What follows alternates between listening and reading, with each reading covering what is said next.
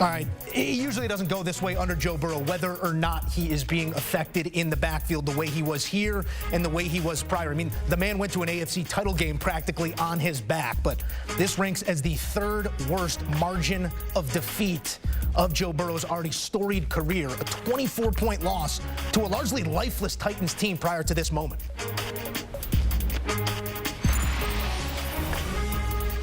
Back in studio with the man, Ryan Wilson. Ryan, this begs a thought here on the Cincinnati Bengals. Cannot make sense of what they are or what they aren't. Showed life last week in primetime and then laid flat again here.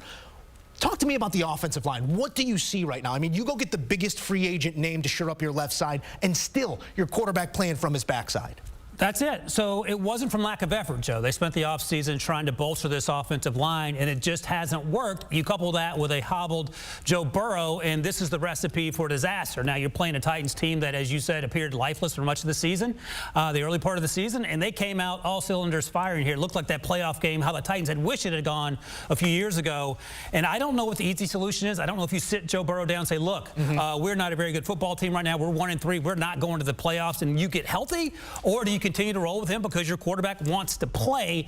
I would only caution that if you go back a decade ago now when RG3 insisted on playing as a rookie when he was hurt, it was to the detriment of the team long term. So those are the conversations you have to have if you're Zach Taylor, if you're the general manager, and if you're Joe Burrow, because this offense is not working. It's hard to figure out. And oh, by the way, the defense didn't show up either, Joe. They got absolutely railroaded. Someone will have to stand behind that offensive line, whether they want to give Burrow the time to get completely right or not. Sort of seeing the writing on the wall here through 4 weeks, I feel like that might be a far cry for the talent on this team. But when you look at the offensive line again specifically here, it's not a problem of personnel at this point. It seems to be execution, coaching scheme, something to the effect. Is there a way in season to get things right when you know you do have the Hogs up front to protect the quarterback and they're just not doing it? Here's an easy solution. Joe Mixon came into this game averaging more than 5 yards a carry. How about you feed your running back, who you paid a lot of money to do just that and take the pressure off your young/injured quarterback, get the running game going that way. And by the way, how has Mike Vrabel and that Titans offense won in recent years with Tannehill, who's an average at best quarterback? You lean on Derrick Henry. This year you lean on Tajay Spears. Let them do the heavy lifting and then allow the play action to take over when you need Tannehill to push the ball down the field.